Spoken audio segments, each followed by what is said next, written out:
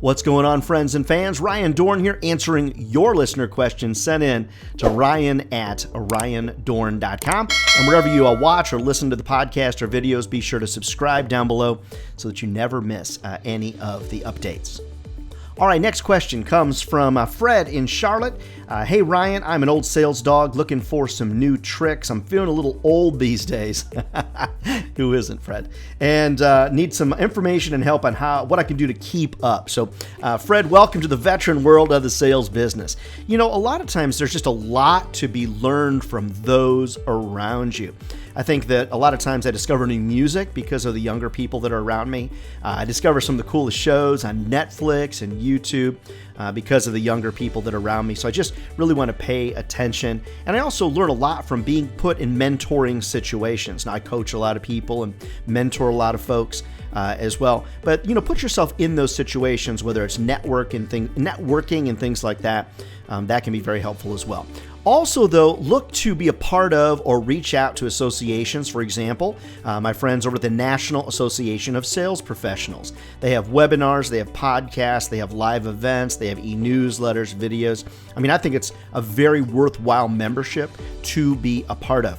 Now, I will tell you that the live events that you could be a part of, Fred, that's where you're going to really learn the most. When you can be face-to-face with other sales professionals and kind of learn what's happening out there in their world and in their environments. Now, there is a little caveat, friends, and everybody else that we're answering this question for. A lot of times the sales books that are written out there are really not designed for what you might be selling. So you might read a book and then, Fred, it might be in perfect alignment to your sales process. Now, I do a lot of work in the media sales business, in the advertising business, in the digital business.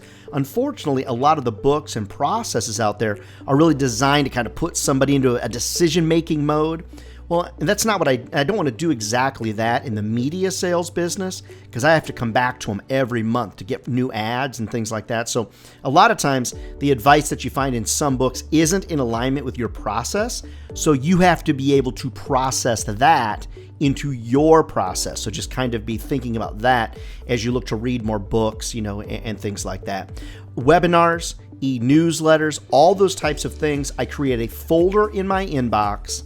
As those things come in, I put that stuff into that folder, and then I look at it on Friday. I try to set aside 90 minutes every Friday afternoon for my personal research and development, and those are the main things that I do to keep up. Now, my favorite thing is attending live events. As a lot of you know, I put on live events, I put on live sales training events, getting together with other sales professionals and just talking through strategies. That's one of the very best ways to keep up with what is going on. So, Fred, I want you to enjoy the golden years of your sales life.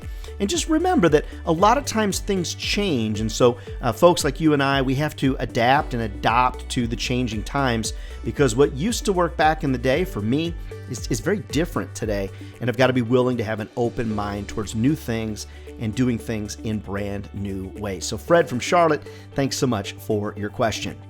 If you've got a question, send it in, ryan@ryandohrn.com. And friends, always love to come to your office, to your national sales meetings, and pump your team up. So reach out to me over at ryandohrn.com. All right, friends, more listener questions. We'll see you next week.